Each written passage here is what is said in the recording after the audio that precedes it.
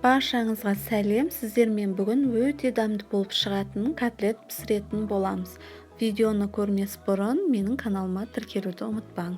Алдымен нанымызға ыстық сүтімізді құйып, жібітіп қоямыз. 10 минуттан соң осылай езіп, нанымызды біркелкі етіп аламыз.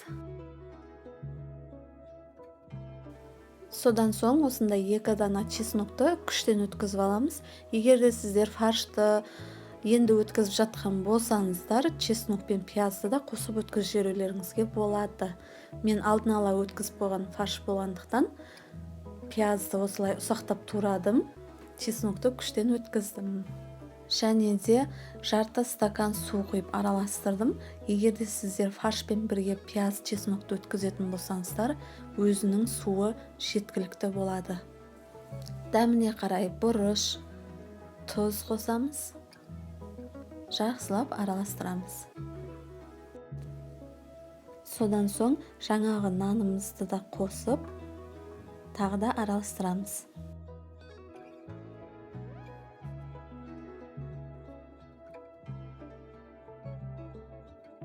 Осындай қамыр сияқты иленуі керек.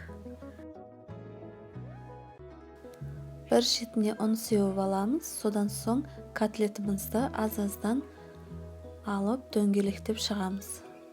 Ұнға ұнатамыз. Тағы да дөңгелек формаға келтіріп аламыз. Егер де қолдарыңыз жабысып жатса, май құйып жасасаңыздар болады.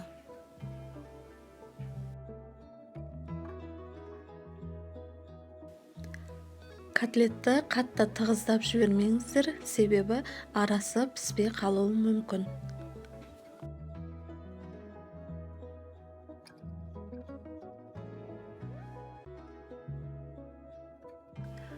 Котлеттер дайын, мен жартысын морозға қатырамын, қалғанын пісіріп аламын. Майымызды құйып аламыз. Қызып тұрған отта котлеттерімізді орналастырып шығамыз.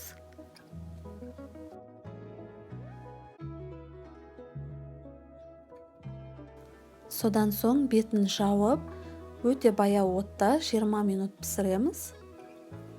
Екінші бетін аударамыз, және 20 минутта баяу отта пісіріп аламыз.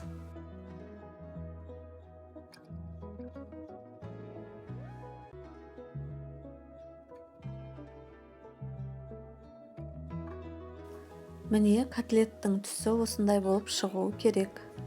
Енді осы котлеттерді қағаз салфетканың үстіне орналастырып шығамыз. Котлетіміз дайын. Жасап көруге кеңес беремін. Дәмі өте керемет болып шықты. Алдағы уақытта және осындай дәмді тағамдармен бөлісіп отырамын. Сіздермен болған Жансая.